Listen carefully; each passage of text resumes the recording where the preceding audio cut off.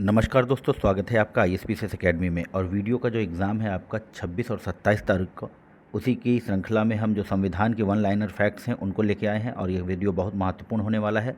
तो धैर्य बनाकर आप फुल स्पीड पे अब इस वीडियो को पूरा देखिएगा और मेरा विश्वास है कि इसमें से काफ़ी क्वेश्चन आपको आपके एग्ज़ाम में मिलने वाले हैं। तो चलिए स्टार्ट करते हैं। पहला क्वेश्चन कह रहा है कि किस रिट द्वारा गिरफ्तार व्यक्ति को छोड़ने का न्यायालय आदेश दे सकता है। तो वह है उत्तर बंदी प्रत्यक्षीकरण। फिर लिखा है कि राष्ट्रीय मानवाधिकार आयोग का गठन कब किया गया था। तो यह किया गया था 28 सितंबर वर्ष 1993 को। 3 नंबर क्वेश्चन कह रहा है कि राष्ट्रीय मानवाधिकार आयोग के कुल कितने सदस्य होते हैं। तो वह होते हैं आपके 4। नेक्स्ट कह रहा है कि नीति निदेशक तत्वों के बारे में निम्नलिखित में से कौन से कथन सही हैं। तो लिखा है कि यह संविधान का एक हिस्सा है, सही है। यह वाद्य योग्य नहीं है, ये भी सही है। इसके पीछे नैतिक शक्ति है, बिल्कुल सही है। ये वे अधिकार हैं जो नागरिकों को मौलिक अधिकारों के अलावा मिलने चाहिए। तो ये हो गया 4 नंबर क्वेश्चन। ठीक है। 5 नंबर में कह रहा है कि निम्नलिखित मौलिक अधिकारों का सबसे सटीक वर्णन है। तो लिखा है कि संविधान द्वारा प्रदत्त और सुरक्षित समस्त अधिकार। नेक्स्ट देखेंगे। 6 नंबर कह रहा है कि निम्नलिखित सांस्कृतिक और शैक्षिक अधिकारों की सही व्याख्या करता है। तो लिखा है कि भाषाई और धार्मिक अल्पसंख्यक अपने बच्चों के लिए विश्वविद्यालय खोल सकते हैं और उनके लिए विद्यालय को आरक्षित कर सकते हैं। नेक्स्ट क्वेश्चन देखेंगे। लिखा है कि निम्नलिखित मौलिक अधिकारों के उल्लंघन हैं। न्यूनतम देय मजदूरी नहीं देना, किसी पुस्तक पर प्रतिबंध लगाना, यह मौलिक अधिकारों का उल्लंघन है। 8 नंबर देखेंगे। 8 नंबर कह रहा है कि प्रस्तावना में उल्लेखित न्यायिक आदर्श किस देश के संविधान से उद्गत हैं। तो यह है भूतपूर्व सोवियत संघ यानी कि USSR से। फिर 9 नंबर क्वेश्चन कह रहा है कि संविधान सभा द्वारा अंगीकृत उद्देश्य प्रस्ताव किसका आधार है। तो वह है प्रस्तावना का। फिर 10 नंबर में कह रहा है कि निम्नलिखित सही सुमेलित हैं। तो लिखा है कि समझौता समिति, राजेंद्र प्रसाद, प्रांतीय संविधान समिति, वल्लभ भाई पटेल और प्रारूप समीक्षा समिति, अल्लादी कृष्ण स्वामी अय्यर। 11 नंबर देखेंगे। 11 नंबर क्वेश्चन कह रहा है कि निम्नलिखित प्रारूप समिति के सदस्य थे। तो आप जानते हैं कि मोहम्मद सादुल्ला, फिर है BL मित्तर और गोपाल स्वामी अयंकर। फिर 12 में कह रहा है किसे संविधान की कुंजी की संज्ञा दी गई है। तो आप जानते हैं उद्देशिका को। फिर उसके बाद है 13 में कि भारतीय संविधान में ब्रिटिश संविधान से कौन से तत्व लिए गए हैं। तो विधि का शासन, कानून निर्माण की प्रक्रिया और संसदीय सरकार। नेक्स्ट देखेंगे। 14 नंबर कह रहा है कि किस वर्ष अरुणाचल प्रदेश एवं गोवा राज्य का दर्जा प्रदान किया गया। तो वह किया गया है आपका 1987 में। फिर लिखा है कि कौन सा अमेरिकी संविधान के बिल ऑफ राइट से लिया गया है। तो वह लिया गया है आपका मौलिक अधिकार। उसके बाद 16 नंबर कह रहा है कि 86वें संविधान संशोधन द्वारा संविधान में कौन सा अनुच्छेद सम्मिलित किया गया। तो वो लिखा है 21A को सम्मिलित किया गया। 17 नंबर कह रहा है कि सूची 1 को सूची 2 से सुमेलित कीजिए। तो यहाँ पर लिखा है संविधान संशोधन। तो यह लिया गया है आपका दक्षिण अफ्रीका के संविधान से। निदेशक तत्व आयरलैंड से आप जानते हैं। राष्ट्रपति का आपात अधिकार जर्मनी का संविधान है। संघ राज्य संबंध तो वह आपका है कनाडा के संविधान से। चलिए नेक्स्ट क्वेश्चन देखेंगे। और 18 कह रहा है कि अपने संविधान की उद्देशिका के अनुसार भारत है एक संपूर्ण प्रभुत्व संपन्न समाजवादी पंथ निरपेक्ष और लोकतंत्रात्मक गणराज्य। 19 नंबर देखेंगे। किसने 13 दिसंबर 1946 को संविधान में उद्देश्य संकल्प प्रस्तावित किया था। भारत के संविधान की उद्देशिका का आधार है। तो यह किया था आपका पंडित जवाहरलाल नेहरू के द्वारा, जो कि हमारे देश के प्रथम प्रधानमंत्री भी बने। नेक्स्ट देखेंगे। भारत में रहने वाला ब्रिटिश नागरिक दावा नहीं कर सकता। तो क्या नहीं कर सकता। व्यापार और व्यवसाय की स्वतंत्रता के अधिकार का। फिर नेक्स्ट क्वेश्चन देखेंगे। भारतीय संघ के अंतर्गत किसी राज्य को मिलने का अधिकार किसे है। तो वह है मिलाने का अधिकार, माफ़ कीजिएगा। तो वह है आपका संसद को किसी राज्य के मिलाने का अधिकार है। 22 नंबर कह रहा है कि राज्य के नीति निदेशक सिद्धांतों को भारतीय संविधान में शामिल किए जाने का उद्देश्य। तो वह है आपका सामाजिक और आर्थिक प्रजातंत्र को स्थापित करना। 23 नंबर क्वेश्चन कह रहा है भारतीय संविधान में समानता का अधिकार 5 अनुच्छेदों द्वारा प्रदत्त किया गया है। तो वह है आपका 14 से लेकर 18 तक। फिर नेक्स्ट क्वेश्चन कह रहा है कि भारत के संविधान में राज्य के निदेशक तत्वों में सम्मिलित है। तो सभी वर्गों में संपत्ति व भौतिक स्रोतों का उचित वितरण रखना, सार्वजनिक स्वास्थ्य को सुधारना और ऐतिहासिक व राष्ट्रीय महत्व के भवनों की रक्षा करना, यह है आपका निदेशक तत्व, ना कि मौलिक कर्तव्य। नेक्स्ट देखेंगे 25 कह रहा है कि संविधान की 8वीं अनुसूची में संवैधानिक संशोधन द्वारा कौन सी भाषा जोड़ी गई, तो वह जोड़ी गई थी आपकी सिंधी।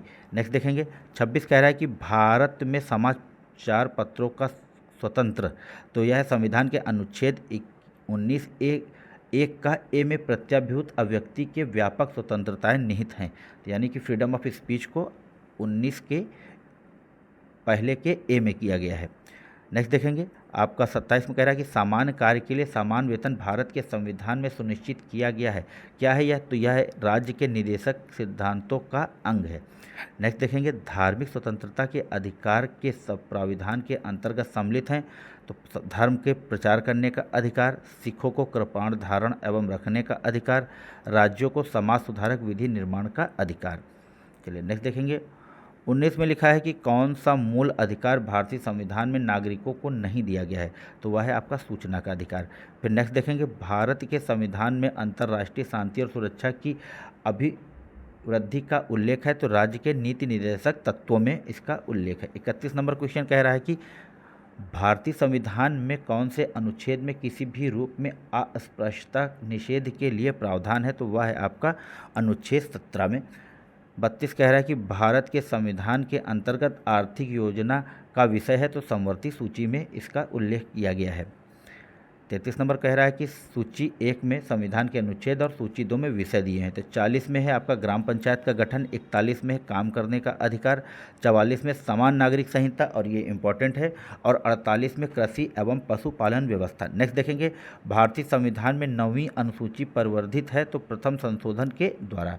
नेक्स्ट देखेंगे लिखा है कि निम्नलिखित कथन सत्य हैं, तो उत्तर कह रहा है कि भारत के संविधान में मूल कर्तव्यों के सीधे बाध्यकरण के लिए कोई प्रावधान नहीं है, तो यह कथन आपका कथन सत्य है। फिर लिखा है 36 में कथन सत्य है, तो 36 देखेंगे संपत्ति का अधिकार एक विधिक अधिकार है, किंतु यह मूल अधिकार नहीं है, यह कथन सही है। फिर लिखा है दूसरा कि भारत के संविधान में अनुच्छेद 300A उस समय केंद्र में कांग्रेस सरकार द्वारा 44वें संविधान संशोधन से अंतः स्थापित किया गया, तो यह भी कथन सही है। आपका 37 में देखेंगे कि भारतीय संविधान के किस एक भाग में न्यायपालिका तथा कार्यपालिका के पृथक का प्रावधान है, तो राज्य के नीति निर्देशक तत्वों में, और यह अनुच्छेद 50 में दिया हुआ है। नेक्स्ट देखेंगे लिखा है कि कौन से अधिकार भारतीय संविधान के अनुच्छेद 32 के अंतर्गत परिवर्तित किए जा सकते हैं, तो वह है आपका मौलिक अधिकार। फिर लिखा है 39 में कि किसके मामले में उच्च न्यायालय और उच्चतम न्यायालय दोनों की अधिकारिता में आते हैं, तो मूल अधिकारों के संरक्षण में, जहां पर अनुच्छेद 32 में आप सुप्रीम कोर्ट में और अनुच्छेद 226 के तहत आप सीधे हाई कोर्ट में जा सकते हैं। नेक्स्ट देखेंगे लिखा है कि केंद्र और राज्यों के बीच वैधानिक शक्तियों का बंटवारा दिया हुआ है, तो वह दिया हुआ है आपका 7वीं अनुसूची में। फिर 41 में लिखा है कि मौलिक अधिकारों का संरक्षक कौन है, तो वह है आपका सर्वोच्च न्यायालय। नेक्स्ट देखेंगे भारतीय संविधान का कौन सा अनुच्छेद अल्पसंख्यकों को अपनी मनपसंद शिक्षण संस्थाओं के स्थापित और संचालित करने के अधिकार को संरक्षण प्रदान करता है, तो वह है आपका अनुच्छेद 30। फिर नेक्स्ट देखेंगे भारतीय संविधान की कौन सी एक अनुसूची में दल बदल विरोधी कानून विषयक प्रावधान है, तो वह है आपका 10वीं अनुसूची में। नेक्स्ट देखेंगे यहाँ पर 44 में एक सूची में कृत्यकारी और तथा दूसरी सूची में शपथ और प्रतिज्ञान है, तो लिख लेंगे। देखो भारत का राष्ट्रपति है, तो भारत के संविधान के प्रति सच्ची श्रद्धा एवं निष्ठा यह अपनी शपथ में बोलता है। फिर लिखा है सर्वोच्च न्यायालय के जज, तो संविधान और विधि की मर्यादा बनाए रखना। फिर संसद सदस्य कर्तव्यों का निष्ठापूर्वक निर्वहन, और संघ के मंत्री तो सूचना की गोपनीयता, यह सारे कथन सही हैं। फिर 45 में लिखा है कि कौन सा मद भारत के संविधान की समवर्ती सूची में है, तो विवाह और विवाह विच्छेद। नेक्स्ट देखेंगे 46 नंबर क्वेश्चन कह रहा है कि निम्नलिखित में से कौन सा विभाग वित्त मंत्रालय के अधीन नहीं है, तो वह है बैंकिंग विभाग और बजट विभाग। चलिए नेक्स्ट देखेंगे मौलिक कर्तव्यों से संबंधित निम्नलिखित कथन सत्य हैं, तो लिखा है कि उन्हें परमादेश द्वारा प्रभावी बनाया जा सकता है। फिर लिखा है अस्पष्ट विधियों की व्याख्या के लिए उनका उपयोग किया जा सकता है। फिर तीसरा है कि किसी विशिष्ट कर्तव्यों का पालन करना संवैधानिक कानून के क्षेत्र में आता है, जिसे न्यायालय निश्चित करता है। चलिए नेक्स्ट देखेंगे 48 में लिखा है कि पंचायती राज व्यवस्था से संबंधित 73वें संविधान संशोधन अधिनियम के द्वारा किसको संविधान में जोड़ा गया, तो वह जोड़ी गई थी 11वीं अनुसूची को, और 74वें के द्वारा आपकी 12वीं अनुसूची जोड़ी गई है। नेक्स्ट देखेंगे, लिखा है कि निम्नलिखित कथन सुमेलित है, तो लिखा है कि चौथी अनुसूची राज्यसभा में विभिन्न राज्यों एवं केंद्र शासित प्रदेशों को सीटों का आवंटन एकदम सही है। छठी अनुसूची असम, मेघालय, मिजोरम के जनजातीय क्षेत्रों में प्रशासन से संबंधित है। तो यहाँ पर लिखा है कि मेघालय है, तो इसका एक ट्रिक है कि कौन कौन से, कभी कभी क्वेश्चन पूछता है कि छठी अनुसूची में कौन सा प्रदेश शामिल नहीं है, तो इसकी ट्रिक है एटीएम विदाउट मनी। तो देखिए एटीएम से हो गया असम, टी से हो गया त्रिपुरा, एम से हो गया मेघालय और मिजोरम, ठीक है, एक एम और होगा एटीएम विदाउट मनी, और विदाउट मनी तो मणिपुर। मणिपुर आपका छठी अनुसूची के तहत नहीं आता है, विदाउट मनी यानी कि मणिपुर। चलिए नेक्स्ट क्वेश्चन देखेंगे। फिर आप आगे भी दिया हुआ है कि 7वीं अनुसूची सभी विषयों को 3 सूचियों में विभाजित किया गया है, और उसके बाद है 9वीं अनुसूची, तो राज्य व्यवस्थापिका के भूमि सुधार एवं जमींदारी उन्मूलन से संबंधित अधिनियम एवं कानून। फिर 5 नंबर में 3री अनुसूची में शपथ एवं घोषणा के प्रकार दिए हुए हैं। चलिए 50 नंबर क्वेश्चन देखेंगे। लिखा है किस एक की संस्तुति के आधार पर मूल्य कर्तव्यों से संबंधित प्रावधानों को भारत के संविधान से जोड़ा गया था, तो वह लिखा है आपकी स्वर्ण सिंह समिति थी, जिसके तहत मूल कर्तव्यों को जोड़ा गया, और ये यूएसएसआर से लिए गए हैं। 51 में लिखा है कि कौन सी शर्त भारत की नागरिकता प्राप्त करने के लिए नहीं है, तो संपत्ति का स्वामित्व। 52 में लिखा है कि भारत की नागरिकता किस प्रकार से प्राप्त की जा सकती है, तो जन्म से, वंशानुक्रम से तथा देशीकरण से। फिर 53 में लिखा है कि भारतीय नागरिकों को प्रदान किए गए मूल अधिकारों को निलंबित किया जा सकता है। चलिए आगे देखेंगे। 54 नंबर क्वेश्चन कह रहा है कि नागरिक समता का आशय है कानून के समक्ष समता या समानता। फिर 55 कह रहा है कि नीति निर्देशक सिद्धांतों में क्या सम्मिलित है, तो समाज कार्य के लिए समान वेतन, यानी कि समान कार्य के लिए समान वेतन। फिर 2 में है एक समान दीवानी कानून। चलिए नेक्स्ट देखेंगे। किसी व्यक्ति की भारतीय नागरिकता रद्द या निलंबित की जा सकती है, तो इसका आंसर है 3 प्रकार से। यदि भारत सरकार को यह विश्वास हो जाए कि नागरिकता छलपूर्व प्राप्त की गई है। फिर दूसरे में है कि यदि कोई व्यक्ति स्वेच्छा से दूसरे देश की नागरिकता ग्रहण कर लेता है। फिर तीसरा है कि यदि कोई व्यक्ति जन्म से देश का नागरिक है किंतु किसी विदेशी राष्ट्र से युद्ध के दौरान वह शत्रु की सहायता पहुंचाने की गतिविधियों में लिप्त पाया जाता है, तो उसकी नागरिकता चली जाएगी। चलिए 57 नंबर देखेंगे। कौन से वे अधिकार हैं जो भारतीय नागरिकों के साथ ही भारतीय क्षेत्र में निवास करने वाले विदेशियों को भी प्राप्त होते हैं, तो वह है आपकी धर्म की स्वतंत्रता का अधिकार और व्यक्तिगत स्वतंत्रता का अधिकार। चलिए 58 में देखेंगे। 58 नंबर क्वेश्चन कह रहा है कि निम्नलिखित नीति निर्देशक तत्व हैं, तो शिक्षा का अधिकार निदेशक तत्व है, मातृत्व सहायता निदेशक तत्व है, समान नागरिक संहिता निदेशक तत्व है। चलिए 59 में कह रहा है कि नागरिकता प्राप्त करने व खोने के विषय में विस्तार से चर्चा कहाँ की गई है, तो वह की गई है 1955 के नागरिकता कानून में। चलिए 60 में देखेंगे। 60 नंबर कह रहा है कि मौलिक अधिकारों के संदर्भ में निम्नलिखित कथन सत्य है, तो लिखा है उत्तर है कि इनमें से कुछ अधिकार सशस्त्र सेनाओं को प्राप्त नहीं है, बिल्कुल सही बात है। 61 में लिखा है कि कौन सा निदेशक तत्व संविधान में 42वें संशोधन द्वारा जोड़ा गया, तो लिखा है यहाँ पर कई प्रावधान हैं, हम पढ़ देंगे आपके लिए। तो लिखा है कि बच्चों को स्वतंत्र और गरिमामय वातावरण में स्वास्थ्य विकास के अवसर और सुविधाएं दी जाएं। फिर लिखा है न्याय समान अवसर के आधार पर सुलभ हो तथा राज्य निर्योग्यता के मामलों में निःशुल्क कानूनी सहायता की व्यवस्था करें। फिर 3 लिखा है कि उद्योगों के प्रबंधन में कर्मकारों की भागीदारी सुनिश्चित की जाए। फिर 4 में वनों तथा वन्य जीवों की रक्षा की जाए। चलिए नेक्स्ट देखेंगे। 62 नंबर क्वेश्चन कह रहा है कि किस अनुच्छेद के तहत जेल में बंद दो सिद्धों को संरक्षण प्राप्त है, तो अनुच्छेद 21 के तहत। फिर लिखा है कि प्रेस की स्वतंत्रता को अभिव्यक्ति की स्वतंत्रता यानी अनुच्छेद 19(1) के अंतर्गत प्रत्याभूत किया गया है, तो यह है कि प्रेस पर सामान्य रूप से कर लगाया जा सकता है। फिर 64 नंबर कह रहा है कि संविधान संशोधन द्वारा नीति निर्देशक सिद्धांतों में क्या जोड़ा गया है? तो लिखा है कि पर्यावरण को सुधारना व रक्षा करना, वन्य जीवों की सुरक्षा करना। आगे देखेंगे कार्य करने का अधिकार। नेक्स्ट देखेंगे संविधान निरोधक नज़रबंदी की अनुमति देता है, परंतु अनुबंधित करता है कि किसी भी व्यक्ति को 3 माह से अधिक बिना सलाहकार बोर्ड की अनुमति के नज़रबंद नहीं रखा जा सकता है। चलिए 66 में कह रहा है कि शोषण के विरुद्ध अधिकार। तो लिखा है कि 14 साल से कम उम्र के बच्चों को खतरनाक कार्यों में नियोजित करने पर प्रतिबंध लगाता है। फिर 67 क्वेश्चन कह रहा है कि निम्नलिखित समानता के अधिकार के अंतर्गत आता है। तो यहाँ पर आता है आपका राज्य द्वारा धर्म और प्रजाति के आधार पर गैर विभेदन।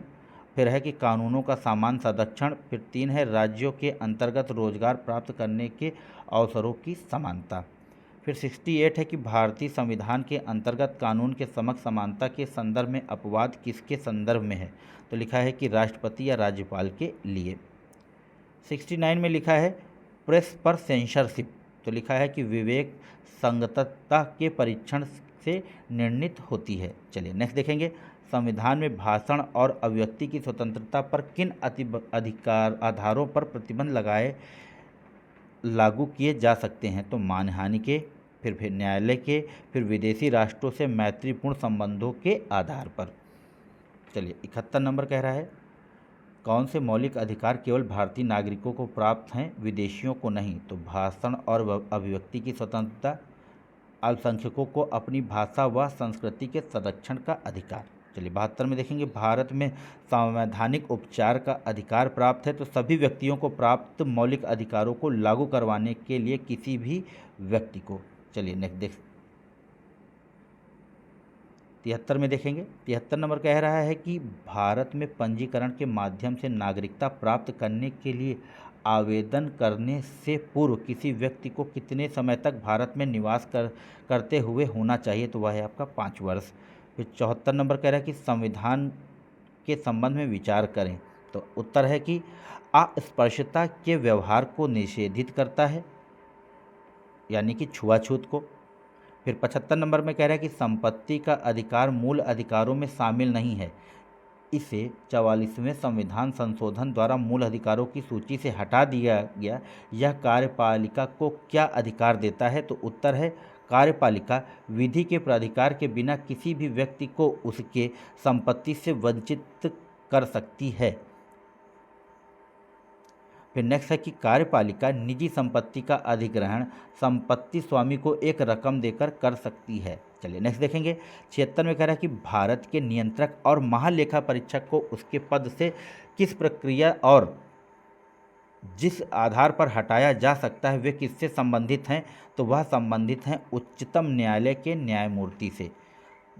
चलिए नेक्स्ट देखेंगे, यानी कि इन दोनों का जो पद से हटाया जाना है वह एक तरह से सेम है। चलिए 77 में कह रहा है कि निम्नलिखित कथन सत्य हैं। तो लिखा है पहला कथन है कि नागरिकों के पिछड़े वर्ग पद की संविधान में परिभाषा नहीं दी गई। तो बिल्कुल सही बात है, पिछड़े वर्ग की परिभाषा संविधान में नहीं दी गई है। और उसके बाद 2 है कि अनुच्छेद 15 राज्यों को जन्म स्थान के आधार पर विभेद की मनाही करता है। चलिए नेक्स्ट देखेंगे 78 निम्नलिखित कथन सत्य हैं। उत्तर है कि अनुच्छेद 358 के अधीन राज्य की कार्यपालिका तथा विधायी शक्ति अनुच्छेद में समष्टि स्वतंत्रता के अधिकार द्वारा निलंबित नहीं हो जाएगी। चलिए नेक्स्ट देखेंगे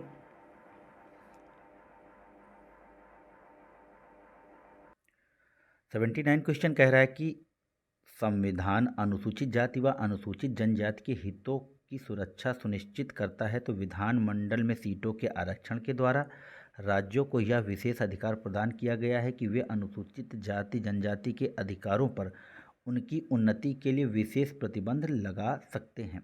और फिर 3 में है कि अनुसूचित जाति व अनुसूचित जनजाति के राष्ट्रीय आयोगों के द्वारा, यानी इनके आयोगों के गठन के द्वारा इनके कल्याण के लिए या इनके हितों की सुरक्षा के लिए संविधान में प्रावधान दिया गया है। 80 नंबर कह रहा है कि कौन सा नीति निदेशक तत्व नहीं है? बाल श्रम पर रोक, बेगार पर रोक। तो यह मौलिक अधिकारों की श्रेणी में आते हैं। चलिए 81 में कह रहा है कि निम्नलिखित कथन सत्य हैं। तो लिखा है कि भारत के संविधान में पिछड़ों वर्गों को परिभाषित नहीं किया गया है। फिर 82 में कह रहा है कौन से भारत के संविधान के 91वें संविधान अनुच्छेद में राजनीति के निदेशक तत्वों से व्यक्त किए गए हैं। तो लिखा है कि अंतर्राष्ट्रीय शांति और सुरक्षा की अभिव्यक्ति का प्रयास करेगा। यह यूपी पीसीएस में पहले आ चुका है। फिर लिखा है कि राष्ट्रों के बीच न्याय संगत और सम्मानपूर्ण संबंधों को बनाए रखने का प्रयास करेगा। तो अनुच्छेद 51 में यह प्रावधान किया गया है। नेक्स्ट देखेंगे, नहीं अभी एक और बच गया है। यहाँ लिखा है कि अंतर्राष्ट्रीय विवादों के मध्यस्थ द्वारा निपटारे के लिए प्रोत्साहन का प्रयास भी करेगा। फिर 83 कह रहा है कि भारत के संविधान में अंतर्राष्ट्रीय शांति एवं सुरक्षा के संबंधन का उल्लेख कहाँ किया गया है? तो वह किया गया है राज्य के नीति निर्देशक सिद्धांतों में। अभी आपने 51 देखा, आपने अनुच्छेद 51 में ही यह प्रावधान किया गया है। नेक्स्ट देखेंगे, सूचना का अधिकार अधिनियम प्रभावित हुआ था, तो वह हुआ था आपका वर्ष 2005 में।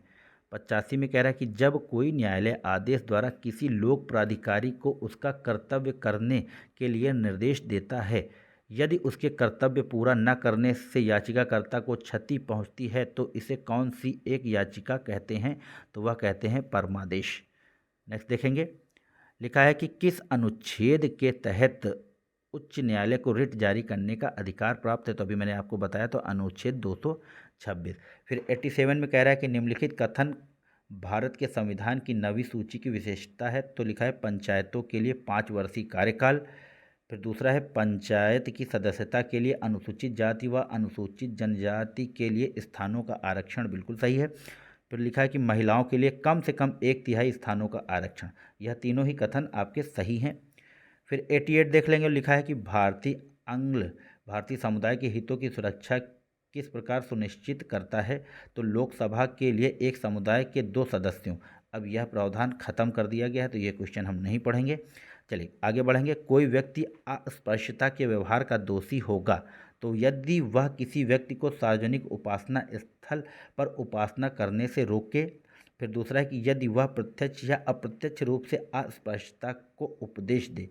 फिर लिखा है कि यदि वह ऐतिहासिक, सामाजिक व सांस्कृतिक आधारों पर जाति व्यवस्था में अस्पृश्यता को सही साबित करने का प्रयास करे, तो यह आपका अनुच्छेद 17 का उल्लंघन माना जाएगा। 90 नंबर क्वेश्चन कह रहा है कि निम्नलिखित राज्य के नीति निर्देशक तत्वों में शामिल है। तो यहाँ पर शामिल है आपका मादक पेयों तथा स्वास्थ्य के लिए हानिकारक औषधियों के औषधीय प्रयोजनों से भिन्न उपयोग का प्रतिबंध।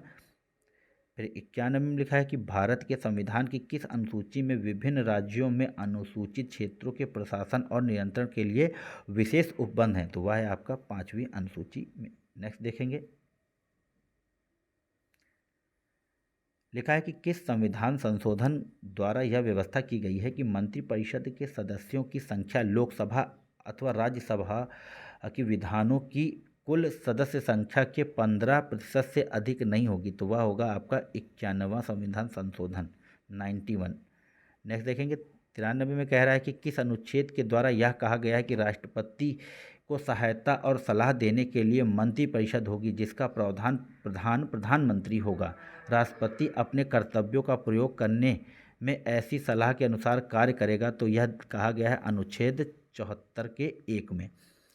फिर 94 में लिखा है कि निम्नलिखित कथन अर्ध आध्यात्मिक कार्यपालिका के बारे में सही है। तो राष्ट्रपति देश का प्रमुख होता है, प्रधानमंत्री सरकार का प्रमुख होता है, प्रधानमंत्री एवं उसका मंत्रिपरिषद विधायिका के प्रति जवाबदेह होता है। तो यह कथन आपका एकदम सही है। 95 में कह रहा है कि निम्नलिखित में से कौन सी संसदीय समिति वित्तीय समिति नहीं है? तो अनुसूचित जाति और अनुसूचित जनजाति कल्याण समिति। फिर भारत में लिखा है 96 में भारत के राष्ट्रपति को राष्ट्रपति पद की शपथ कौन दिलाता है? तो भारत का मुख्य न्यायाधीश। फिर 97 में लिखा है कि भारत के राष्ट्रपति का चुनाव निर्वाचक मंडल के सदस्यों द्वारा किया जाता है जिसमें सम्मिलित नहीं होते हैं। तो स्टेट लेजिस्लेटिव काउंसिल के चयनित सदस्य इसमें सम्मिलित नहीं होते हैं, यह उपराष्ट्रपति के चुनाव में सम्मिलित होते हैं। चलिए नेक्स्ट देखेंगे, 98 में कह रहा है कि स्वतंत्र भारत के चौथे राष्ट्रपति थे, तो वो थे आपके वीवी गिरी। नेक्स्ट देखेंगे 99 निम्नलिखित में से कौन हिस्सा भारत के राष्ट्रपति के निर्वाचक गण का तो भाग है, परंतु उसके महाभियोग अधिकरण का भाग नहीं है। तो लिखा है कि राज्यों की विधानसभाएं। फिर 100 नंबर में लिखा है कि राष्ट्रपति के निर्वाचन में राज्य का मुख्यमंत्री मतदान करने के लिए पात्र नहीं होता यदि वह राज्य विधानमंडल में उस सदन का सदस्य हो। नेक्स्ट देखेंगे, लिखा है कि राष्ट्रपति उम्मीदवार के लिए क्या आवश्यक है। तो 35 वर्ष हो, संसद चुने जाने का योग्यता रखता हो और देश का नागरिक हो। चलिए नेक्स्ट देखेंगे। 102 में लिखा है कि राष्ट्रपति किसके द्वारा चुना जाता है। तो संसद और राज्य विधानसभाओं के द्वारा। नेक्स्ट देखेंगे।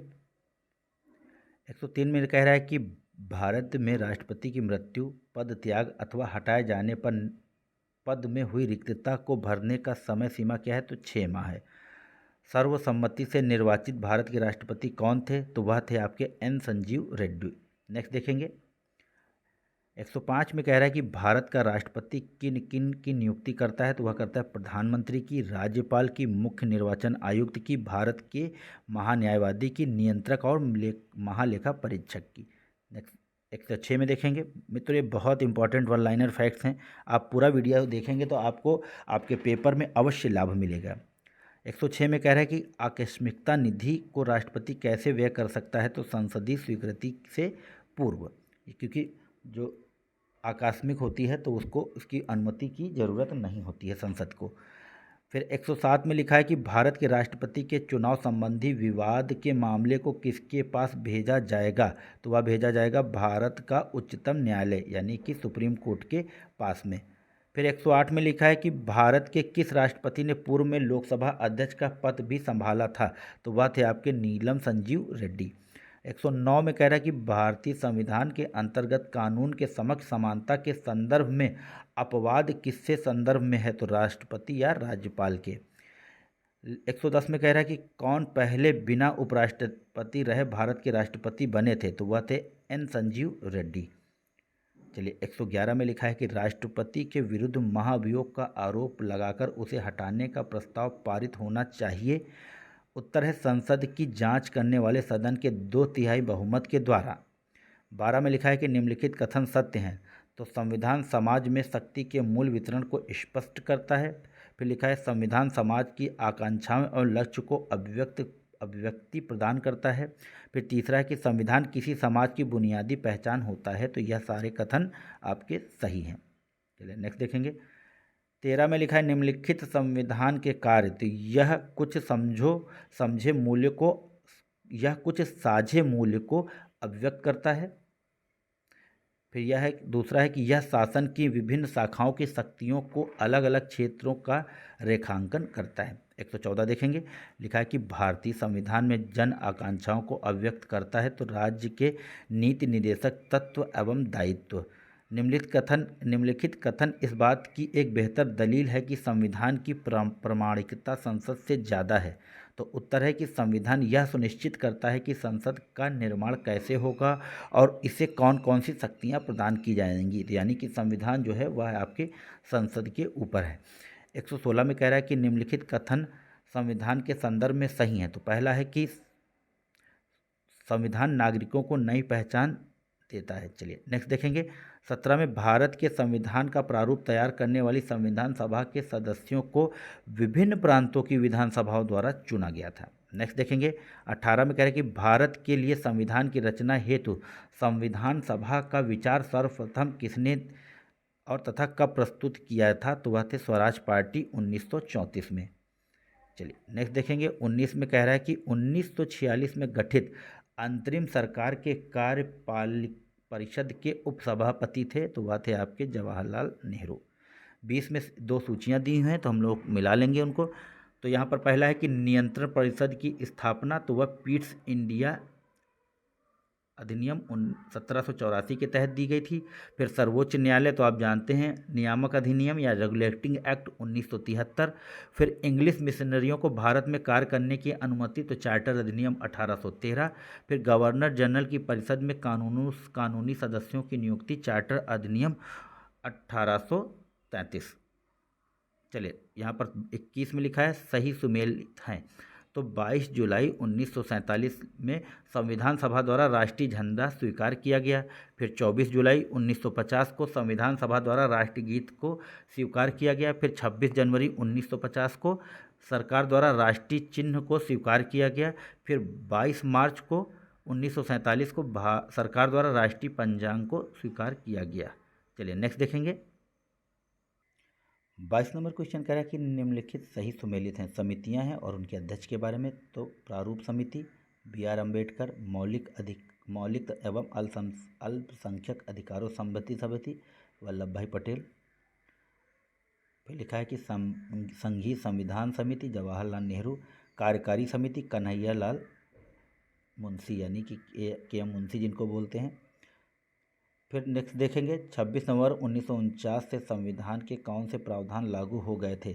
तो नागरिकता संबंधी प्रावधान, चुनाव संबंधी प्रावधान और अंतरिम संसद के गठन संबंधी प्रावधान 26 नवंबर 1949 को लागू हो गए थे और उसके बाद फिर 26 जनवरी 1950 से बाकी रेस्ट संविधान लागू हुआ था। 124 कह रहा है कि उद्देश्य प्रस्ताव के विषय में निम्नलिखित कथन सत्य हैं। तो पहला कथन है कि संविधान सभा में जवाहरलाल नेहरू ने प्रस्तुत किया था। बिल्कुल सही बात है। इसके अंतर्गत अल्पसंख्यकों को न्यायोचित अधिकारों को उठाया गया था। फिर तीसरा है, इसके अंतर्गत धर्मनिरपेक्ष और समाजवादी राजनीति की स्थापना के विषय में कहा गया था। सही है ये सारे कथन। और उसके बाद 25 में भारत एक गणतंत्र है, इसका अर्थ है भारत में वंशानुगत शासन नहीं है। 26 देखेंगे दोस्तों। और लिखा है कि निम्नलिखित सही सुमेलित है। तो विधि का शासन, ब्रिटिश संविधान। नीति निदेशक, आयरलैंड का संविधान। समवर्ती सूची, ऑस्ट्रेलिया का संविधान। आपातकाल में मौलिक अधिकारों का स्थगन, जर्मनी का संविधान। 27 देखेंगे। निम्नलिखित को सही सुमेलित कीजिए। समवर्ती सूची, ऑस्ट्रेलिया का संविधान। मौलिक अधिकार, अमेरिकी संविधान। 28 में कह रहा है कि प्रस्तावना में प्रतिस्थापित समानता, स्वतंत्रता और बंधुता के आदर्श की प्रेरणा तो यह ली गई है फ्रांसीसी क्रांति से। चलिए नेक्स्ट देखेंगे। प्रस्तावना सुनिश्चित आदर्शों को प्रस्थापित करती है जिसकी चर्चा प्रथम बार हुई थी संविधान सभा द्वारा स्वीकृत उद्देश्य प्रस्ताव में हुई थी। 30 में लिखा है कि प्रस्तावना से स्पष्ट उभरता है कि संविधान कब अधिनियमित हुआ था, जिन आदर्शों को प्राप्त करना था, शासन का तंत्र और प्राधिकार का स्रोत। चलिए नेक्स्ट देखेंगे। लिखा है कि निम्नलिखित कथन प्रस्तावना के विषय में सत्य हैं। तो यह न्यायालय के अधीन परिवर्तनीय नहीं है। फिर 32 में सर्वोच्च न्यायालय का गोलकनाथ मुकदमे में क्या निर्णय था। तो 32 में देख लेंगे। तो 32 का आंसर है कि मौलिक अधिकारों को संक्षिप्त या संशोधित नहीं किया जा सकता। यह गोलकनाथ के निर्णय में दिया गया था, मगर उसके बाद केशवानंद भारती के मामले में मौलिक अधिकारों में संशोधन किया जा सकता है, मगर बेसिक स्ट्रक्चर का जो फार्मूला इस निर्णय में दिया गया था, यानी कि जो बेसिक स्ट्रक्चर है संविधान का, उससे छेड़छाड़ नहीं की जा सकती है। मौलिक अधिकारों को काटा छांटा जा सकता है। चलिए 33 में कह रहा है कि भारतीय संविधान में ब्रिटिश संविधान से निम्न में से कौन से तत्व लिए गए हैं। तो विधि का शासन, कानून निर्माण की प्रक्रिया और संसदीय सरकार, जिसको वेस्टमिनिस्टर मॉडल भी बोलते हैं, यह ब्रिटेन से लिया गया है। 34 में कह रहा है कि सर्वोच्च न्यायालय का केशवानंद भारती मुकदमे में क्या निर्णय था। तो अनुच्छेद 368 के अंतर्गत संशोधन की शक्ति का प्रयोग संविधान के मूलभूत ढांचे या मौलिक तत्वों में परिवर्तन करने के लिए नहीं किया जा सकता है। चलिए 35 में कह रहा है कि मिनर्वा मिल्स के मामले में सर्वोच्च न्यायालय ने अपने किस मुकदमे में दिए गए फैसले की पुष्टि की थी। तो वह की थी केशवानंद भारती का मुकदमा। चलिए 36 देखेंगे। 36 में कह रहा है कि निम्नलिखित कथन सत्य हैं। तो लिखा है कि भारत की संविधान सभा द्वारा नया संविधान बनाने तक 1935 के भारत शासन अधिनियम को संशोधित करके भारत का अंतिम संविधान बनाया गया था। तो यह कथन एकदम सही है। 37 में लिखा है कि निम्नलिखित मौलिक अधिकारों को उच्चतम न्यायालय ने संविधान के मौलिक ढांचे के रूप में स्थापित किया। तो वह किया था अनुच्छेद 14, फिर अनुच्छेद 19 और अनुच्छेद 21 के तहत। चलिए नेक्स्ट देखेंगे। 138 कह रहा है कि मुस्लिम लीग ने संविधान सभा का बहिष्कार किसके कारण किया था। तो उत्तर है कि मुस्लिम लीग मुस्लिमों के लिए एक अलग संविधान सभा चाहती थी 39 में कह रहा है कि निम्नलिखित कथन सत्य हैं। तो पहला कथन है कि संविधान सभा ने अपना कार्य करना दिसंबर 1946 से प्रारंभ किया था, बिल्कुल सही है। फिर लिखा है कि संविधान सभा ने भारत का संविधान 26 नवंबर 1949 को अंगीकृत किया था, बिल्कुल सही है। फिर 40 में कह रहा है कि भारत की संविधान सभा ने राष्ट्रीय ध्वज को सर्वप्रथम कब स्वीकार किया, तो वह स्वीकार किया था 22 जुलाई 1947 को। फिर 41 में कह रहा है कि भारतीय संसदीय प्रणाली ब्रिटिश संसदीय प्रणाली से इस बात से भिन्न है कि भारत में न्यायिक पूर्वावलोकन की प्रणाली है। तो हाँ, जुडिशियल रिव्यू है और यह अमेरिका के संविधान से लिया गया है। चलिए 42 में कह रहा है किस दिन संविधान सभा का अंतःकालीन संसद के रूप में आविर्भाव हुआ, तो 26 नवंबर 1950 को। फिर 43 कह रहा है कि भारत संविधान सर्वाधिक ऋणी है, तो 1935 का भारत शासन अधिनियम। तो ज़्यादा से ज़्यादा प्रावधान 1935 के भारत शासन अधिनियम से ही संविधान में सम्मिलित किए गए हैं। आगे बढ़ेंगे और 44 नंबर कह रहा है कि 26 नवंबर 1949 के दिन किसने भारत के संविधान को अंगीकार किया था, तो भारत की जनता ने। 45 में कह रहा है कि निम्नलिखित कथन सत्य हैं। तो लिखा है कि शक संवत पर आधारित राष्ट्रीय पंचांग में एक चैत्र सामान्यतः 22 मार्च और अधिवर्ष 21 मार्च को पड़ता है, बिल्कुल सही है। फिर दूसरा है कि भारत के राष्ट्रीय ध्वज के प्रारूप को संविधान सभा ने 22 जुलाई 1947 को अपनाया था, बिल्कुल सही है। और उसके बाद है 3 नंबर की रविन्द्रनाथ टैगोर द्वारा मूल बांग्ला में रचित जनगान जनगण मन के हिंदी संस्करण को संविधान सभा ने भारत के राष्ट्रगान के रूप में 24 जनवरी 1950 को अपनाया था।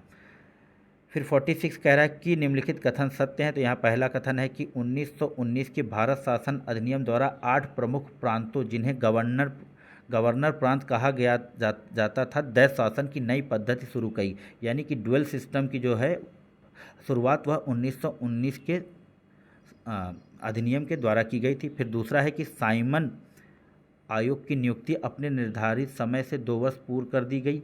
फिर तीसरा है मॉन्टेग्यू घोषणा, जो कि 20 अगस्त 1917 द्वारा पहली बार भारत में जिम्मेदार सरकार की स्थापना का वादा किया गया। फिर चौथा है माउंटफोर्ड रिपोर्ट, 1918 में स्वशासी डोमेनियन के दर्जे की मांग की पूर्ण उपेक्षा की गई। चलिए 46 देखेंगे। लिखा है कि 26 अगस्त 1946 को घोषित अंतरिम सरकार में शामिल थे तो डॉक्टर जान मथाई, सरदार बलदेव सिंह, डॉक्टर CH भाभा और सैयद अली जौहर। फिर 48 कह रहा है कि भारतीय संविधान की व्याख्या की जा सकती है उदार और कठोर का मिश्रण, यानी कि भारत का जो संविधान है वह उदार और कठोर दोनों है। 49 में कह रहा है कि भारत में संविधान की मूल संरचना का सिद्धांत का स्रोत है तो न्यायिक व्याख्या, यानी बेसिक स्ट्रक्चर का जो फार्मूला है वो आप जानते हैं केशवानंद भारती के मामले में सुप्रीम कोर्ट ने दिया था और अब तक की यह सबसे बड़ी बेंच है जो 14 जजों की बैठी थी। और 150 नंबर क्वेश्चन पढ़ लेंगे और ये लास्ट क्वेश्चन हम देखेंगे। भारत के संविधान की प्रस्तावना संविधान सभा के प्रथम अधिवेशन में दिसंबर 1946 में लाए गए उद्देश्य प्रस्ताव पर आधारित है और उसे जनवरी 1947 में अंगीकृत किया गया था। जिसने उद्देश्य प्रस्ताव रखा था तो वह थे आपके जवाहरलाल नेहरू। तो मित्रों, यह 150 क्वेश्चन हमने करवाए हैं, इसका दूसरा भाग हम जल्द ही ले आएंगे आपके एग्ज़ाम के पहले। आशा है कि यह वीडियो आपको पसंद आएगा। चैनल को लाइक शेयर सब्सक्राइब कीजिए और इसको पूरा देखिए। आप फुल स्पीड पे लगा के देखिए। आप जब ट्रेन में होते हैं, सफ़र कर रहे होते हैं, गाड़ी से कैसे भी, तो आप इस वीडियो को देख सकते हैं और अपनी सफलता को सुनिश्चित कर सकते हैं। आपका दिन शुभ हो। जय हिंद, जय भारत, नमस्कार।